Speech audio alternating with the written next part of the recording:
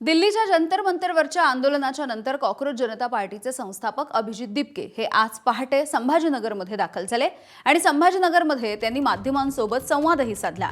केंद्रीय शिक्षण मंत्री धर्मेंद्र प्रधान यांना राजीनामा द्यावाच लागेल, अन्यथा 13 जूनला पुन्हा एकदा आंदोलन करणार असा इशारा देखील अभिजित दिपके यांनी दिलेला आहे।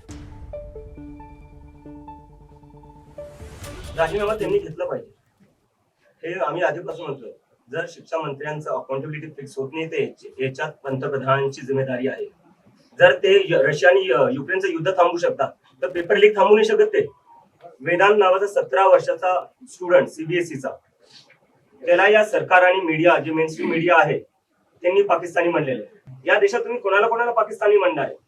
त्या वेदांतला तुम्ही पाकिस्तानी म्हणताय, जो एक सीबीएसईचा स्टुडंट आहे। मला तुम्ही पाकिस्तानी म्हणताय, तुम्ही काही पत्रकारांना पाकिस्तानी म्हणतात, तुम्ही विरोधकांना पाकिस्तानी म्हणता। मग आहे कोण? भारतीय आहे कोण? फक्त भाजपवाले आणि आयटी सेलवाले भारतीय आहेत का? आणि आम्ही सगळे पाकिस्तानी? कधीपर्यंत चालणार आहे?